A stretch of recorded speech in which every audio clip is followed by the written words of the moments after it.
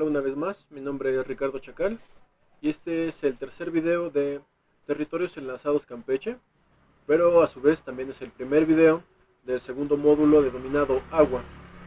En este video, esta vez quiero tratar principalmente el tema sobre los estados de la materia y posteriormente vamos a hacer un par de ejercicios. Bueno, voy a mostrarles cómo hacer un par de ejercicios para que ustedes repliquen las técnicas en un ejercicio en casa. Con un, con un líquido que solidifica a temperatura ambiente, ¿no? Entonces, bueno, empecemos con los estados de la materia. Eh, la, los tres estados de la materia más conocidos y, digamos los que nos enseñan como a nivel primaria o secundaria son sólido, líquido y gaseoso. Pero bueno, digamos ahora se ha ampliado por lo menos a 5 y hay quienes consideran 7, ¿no? Pero también podemos incluir el plasma y, y los condensados Bose-Einstein, ¿no? Entonces, para definirlos, el sólido básicamente es el estado en el que la materia se encuentra en un estado sólido a temperatura ambiente. Las moléculas se mueven muy poco y entonces eso permite que la materia se conserve en un solo, con una forma definida, estando a temperatura ambiente.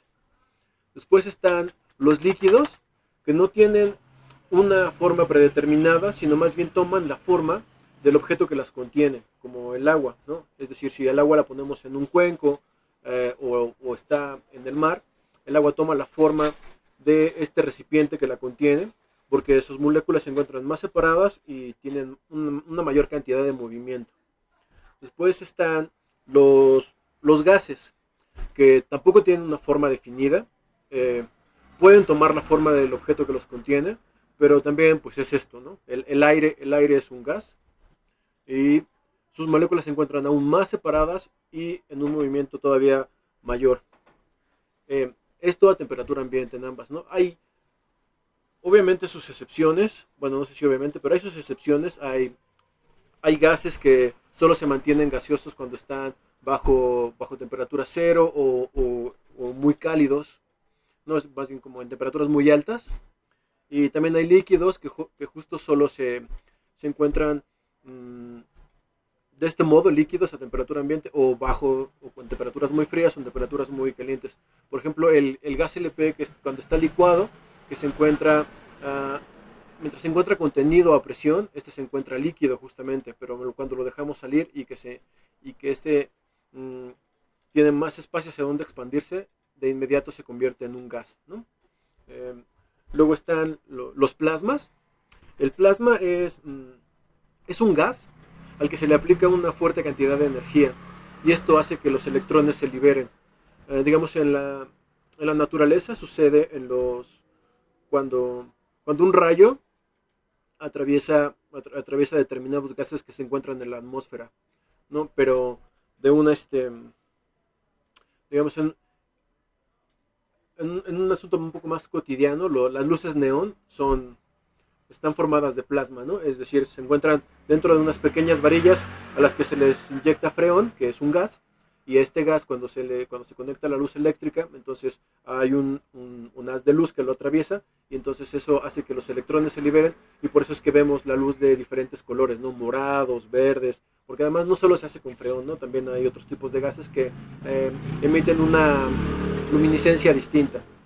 Y después está el condensado Bose-Einstein, que estos básicamente son como supersólidos. Es un sólido que al bajar la temperatura por debajo de del cero absoluto, ¿no? Por debajo de los 0 centígrados, entonces sus moléculas se vuelven tan quietas que pareciera que todas sus moléculas se comportan como un solo átomo, ¿no? Entonces es como una especie, pues sí, como de supersólido, ¿no? Entonces, porque aún los sólidos hay movimiento dentro de ellos, ¿no? O sea, las moléculas y los átomos tienen movimiento, a pesar de que sean sólidos y nosotros los percibamos como un objeto que no, pues que está inmóvil, quieto, ¿no?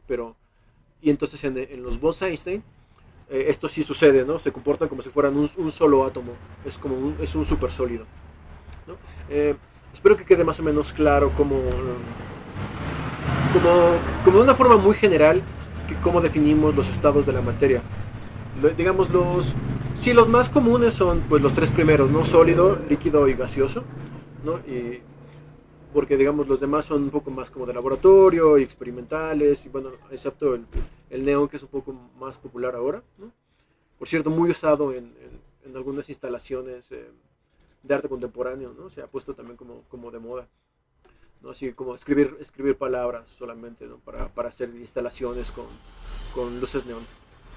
Bueno, entonces, pues en este módulo me interesa que tratemos especialmente los líquidos que estando a temperatura ambiente solidifican, ¿no? Dependiendo de la reacción que provoca que un líquido se vuelva sólido, también tiene un nombre, es decir, por ejemplo, pues el hielo se congela, la resina gela, el cemento fragua, aunque bueno, el cemento es un polvo al que le agregas otra cosa, ¿no? Pero dependiendo de la reacción que provoca que esta cosa se solidifique, es como se llama, ¿no?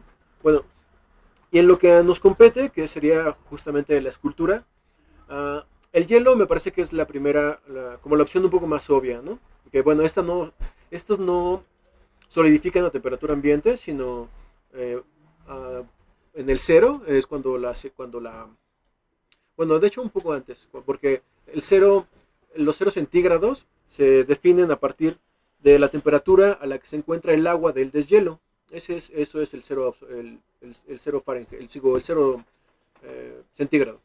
No, entonces, un poco por debajo de esos centígrados, el agua se vuelve sólida. Pero yo creo que todos tienen como alguna referencia sobre las esculturas en hielo, ¿no? Que básicamente es hacer un gran bloque y este se trabaja por sustracción, es decir, lo vas desbastando con diferentes herramientas, casi como las mismas que se utilizan para la talla en madera, ¿no? Que no, digamos, no es que no tenga complicación, tiene por supuesto su grado de complicación.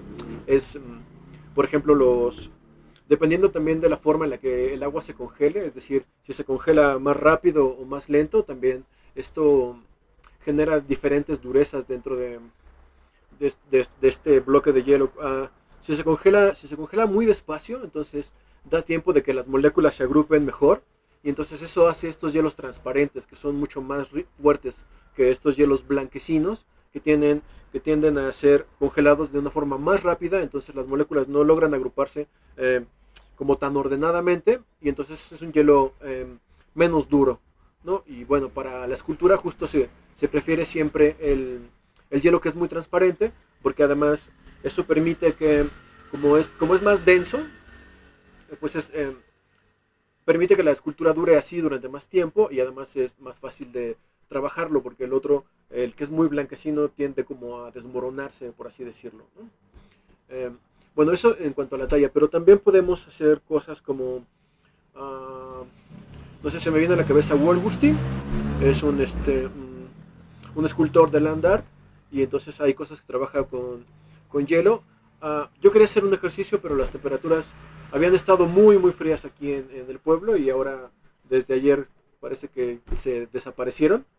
Este, si puedo, después les haré un pequeño como video extra sobre básicamente cómo se pega un hielo con otro usando agua, pero se necesita que el ambiente esté muy frío, o hacerlo en algún lugar donde puedas, no sé, se me ocurre como el refrigerador de una carnicería o una cosa parecida, ¿no? Pero, pues bueno, las condiciones del tiempo no nos lo permitieron. Después están las ceras y las resinas, pero que son provenientes de vegetales, ¿no? Como la resina de árbol, el ámbar. Trato de acordarme de los nombres. Bueno, básicamente, sí, justo todas estas resinas y aceites que sueltan las plantas. Pues el propio jarabe de maple. La miel no es una resina, pero también tiende a comportarse de la misma forma. Es decir, cuando la miel se enfría, también se cristaliza, que otra de las formas en las que los líquidos se solidifican, ¿no? Que justo es una cristalización, es decir, forma pequeñas láminas como cristales, y a su vez se van uniendo entre ellos, ¿no? Y se convierte en un sólido, ¿no? Y así también las resinas también se cristalizan, ¿no? También están las ceras, algunos árboles producen ceras, en Japón se hacen velas, ¿no? Con cera que se extrae de plantas. Tiene un proceso más largo que solo extraerla, no es justo como el maple, que solo se hace como si fuera una especie de boquillas en el árbol y se extrae, ¿no? Es una cosa un poco más complicada, es un proceso más largo en el que se hierve y entonces pues así eliminas una cantidad de agua y etcétera, etcétera, ¿no? Básicamente hasta que juntas todo el aceite. Y bueno, pues además hay otros aceites como por ejemplo el de coco, que también cuando se encuentra a temperatura ambiente, se solidifica, ¿no? Y en cambio cuando lo pones en el sartén o a veces con el puro tacto de las manos, se vuelve líquido, ¿no? Además de la miel, también las azúcares se comportan de esta forma, ¿no? También cristalizan y se convierten en sólidos, ¿no? Cuando les aplicamos calor, las azúcares se vuelven líquidos, pero al enfriarse se vuelven a solidificar.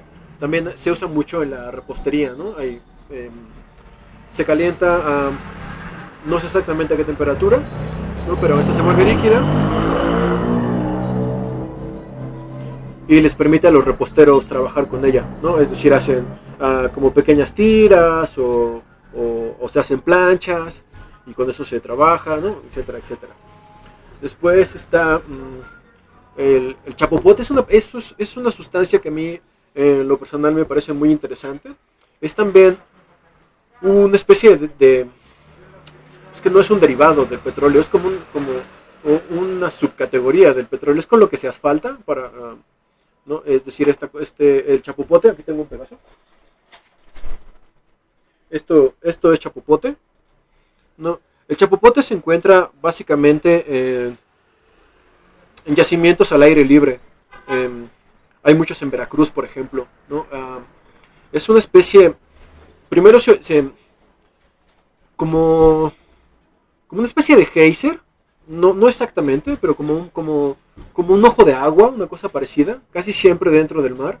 Entonces de ahí brota esta sustancia que nosotros en México denominamos chapopote, pero casi en todo el resto del mundo se conoce como asfalto, ¿no? Esta brota y se hace una sustancia un poco espumosa y va a dar a las playas y luego solo se recolecta, ¿no? Entonces después para poder comercializarse se calienta, entonces esta justo entra en un estado líquido, eh, mm, se quema con facilidad, es decir, si se calienta aunque no esté a la llama directa, uh, puede quemarse y entonces se vuelve muy quebradiza. Justo los cristales son muy frágiles, parece como obsidiana, ¿no? Como que es muy duro, pero al mismo tiempo muy frágil. Eso pasa con muchos objetos que son muy duros. No, bueno, y entonces se calienta y se hace como en pequeños, como en marquetas, bueno, no tan pequeñas, como unos cilindros así.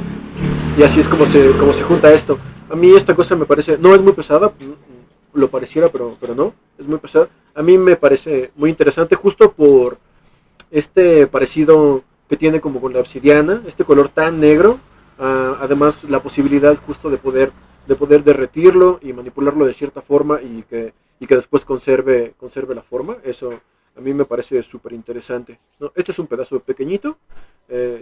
Ya les mostraré alguno. Creo que en algún video pasado ya había por ahí alguna pieza mía en la que se mostraba un pedazo de madera como resanado, por así decirlo, con chapopote, ¿no? Pero debo tener por ahí algunas otras que mostrarles, ¿no? Bueno, eso el chapopote. Y por último está la parafina, que también es una cera, pero es un derivado del petróleo, ¿no? Que es con la que me interesaría que trabajemos hoy, para que vean como algunas formas de utilizarla y después darles un ejercicio.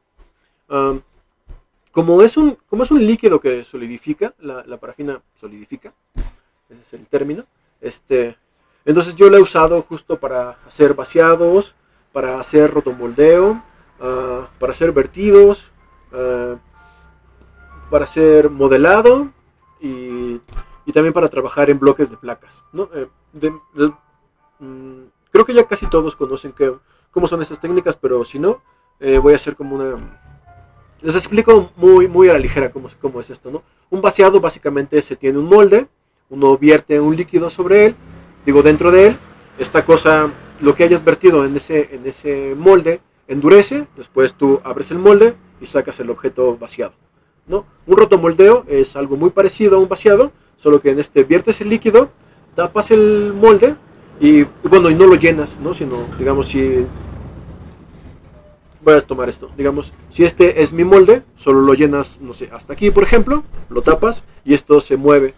Entonces, eso se hace con líquidos que endurecen de alguna manera rápida, ¿no? Entonces eso genera una película en todo esto y cuando uno saca el molde obtienes un vaciado pero que es hueco, ¿no? Les quería mostrar. Esto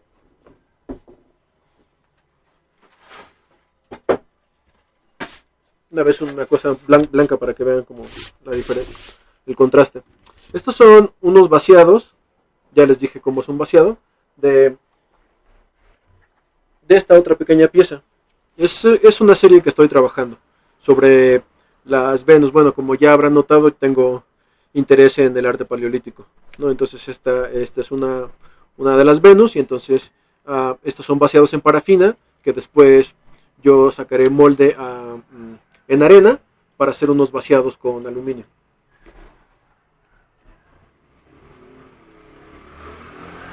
Bueno, estos son un vaciado. Bueno, entonces luego les decía sobre el rotomoldeo, también les mostraré unas imágenes de unas piezas ya terminadas con esta técnica. Después está el vertido, que básicamente es yo lo que hago para generar formas pues solemos llamarle orgánico en escultura a los movimientos que son muy libres y que tienen muy pocas rectas, ¿no? Entonces para generar como estas estructuras muy orgánicas, lleno una tina de agua y entonces derrito parafina y la vierto sobre el agua y entonces el choque que tiene contra el agua fría la endurece muy rápidamente, pero esto genera formas muy interesantes. Les muestro también después unas imágenes. Y después eso ya solo lo ensamblo. Después está el modelado, que entonces eso se hace, eh, calientas la parafina, no tanto, por cierto, denme un segundo para poner a calentar parafina.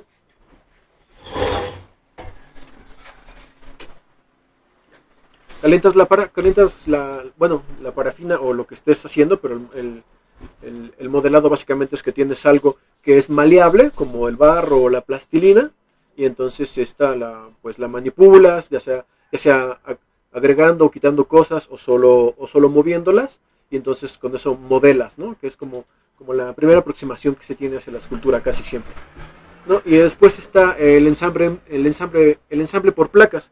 Es decir, el ensamble básicamente es unir dos cosas, ¿no? Pero en este caso con la parafina por placas es porque lo primero que hago justo es hacer una placa y entonces eso me funciona como módulo y después los uno. Entonces, ahora les voy a mostrar justo una placa que tengo aquí de antes. Esta es una placa que yo hice hace rato para poder mostrarles cómo es que la trabajo.